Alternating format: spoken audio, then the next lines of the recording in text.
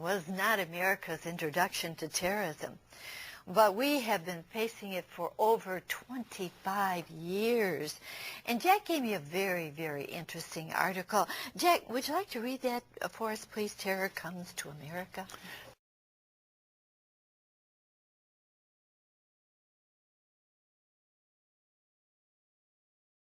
Terrorism, fueled by fanatical Islamic ideology, has reared its ugly head over and over again in the last 25 years. For the United States, it began with the Iranian hostage crisis in 1979. The next attack occurred when Hezbollah bombed the U.S. Embassy in Beirut in 1983, killing 63 people. Then on October 23, 1983, also in Beirut, a truck bomb slammed into a U.S. Marine barracks, killing 241 U.S. soldiers. God forgive them. Islamic terror first came to America's soil on February 26, 1993, when a truck was exploded in the World Trade Center in New York City. This was a dreadful portent of the rising threat to America and the world, but few realized the ominous nature of that event at that time. On September 11, 2001, the entire world was awakened suddenly to the awfulness of the new global threat, a threat unlike anything the world's ever seen, feeding on hate for the West and Israel. A well-organized network of Islamic radicals had begun its open warfare with the United States. This was the first stunning attack that gripped the nation, but it was only the portent of many more. And it's coming, folks, it's coming. Yes, yes. And let's continue on here with some headlines.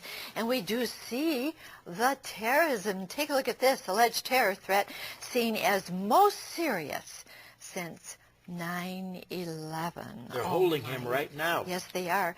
Man plotted over a year to set off bombs in the United States, indictment says. Because he made that plan for over a year. Intelligence averts another attack. Thank the Lord so very much. But there are more coming. Yeah.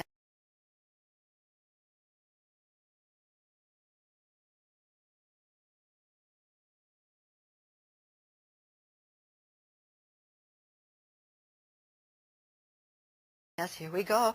Radical Muslim leader killed in a raid. Now, the radical, we've got to keep that in mind. These men are radical. That happened in Detroit. Once again. Right here.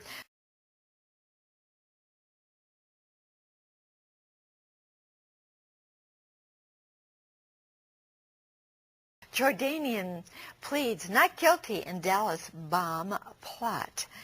Okay, let's go on. Accused Al-Qaeda sleeper agent sentenced to 8 years in prison. Do you see the terrorism, friends?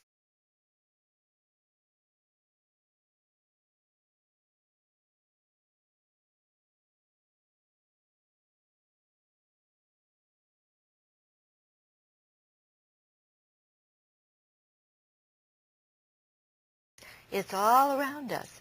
And then again from USA Today, in a horrific rampage, 12, it's now 13, killed at Fort Hood. The alleged gunman, of course, was the Army doctor opposed to the war.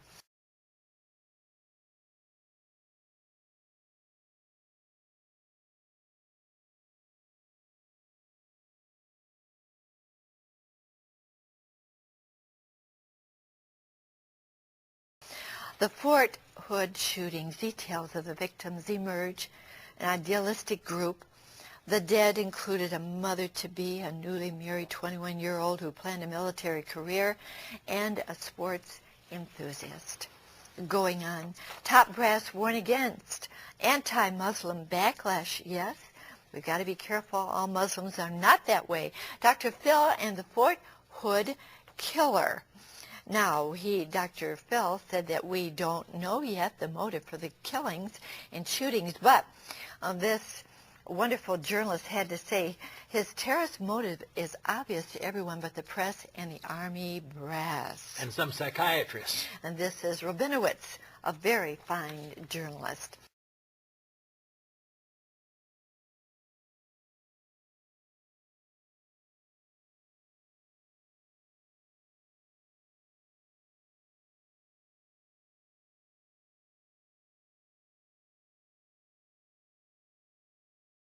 Lieberman suggests Army shooter was homegrown terrorist.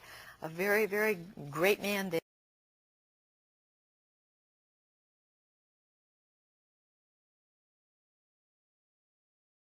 there. Officials, U.S. aware of Hassan's efforts to contact Al-Qaeda. He did have contact with them. And then, take a look at this. FBI and American Muslims at odds. An informant at a California mosque has hampered efforts to find homegrown terrorists. Oh, they're working to have a better relationship so they can get information.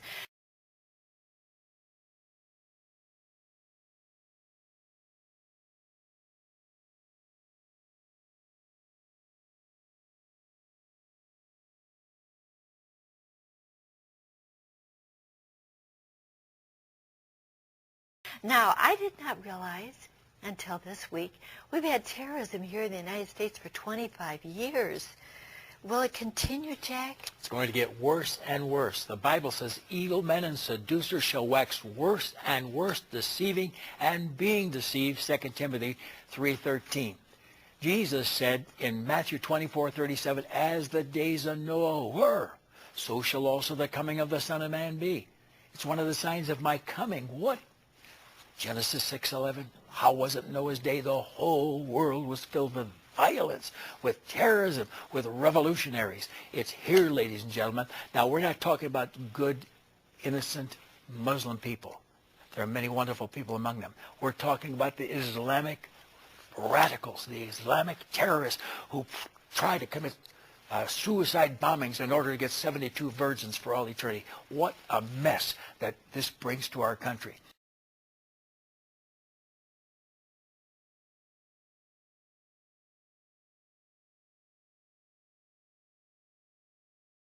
Now, I'm going to tell you something. I'm not one of these do-gooders that says, oh, well, if they kill somebody, just stick them in a beautiful cell with a television set and 3 meals a day at the cost of $60,000 per prisoner per year. I believe the Bible and God says when they murder someone, put them to death.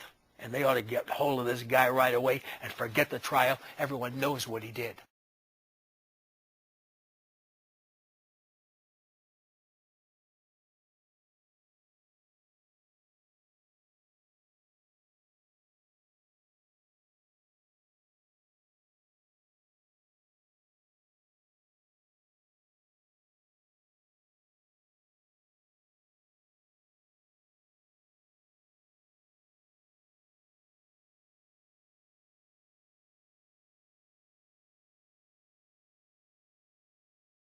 I mean it now. Where does the Bible say it? You namby-pamby preachers are always misquoting the Bible. All right? In Exodus 20, verse 13, it says, thou shalt not kill. That's not the Hebrew. The Hebrew is murder. You turn the page, it says, he that smites a man shall be put to death. Leviticus 24:17, he that kills a man shall surely be put to death. That's Yahweh God, the mighty one in heaven, who says that should happen. And I am all for it because my God is for it. Now, Jesus had it right in Matthew 19, verse 18. And you preachers, the next time you speak on this subject, don't just get up there and say, don't kill no matter what you do, it's all right. No. Jesus said, thou shalt do no murder, and anyone who does murder should be put to death. Matthew 19, verse 18.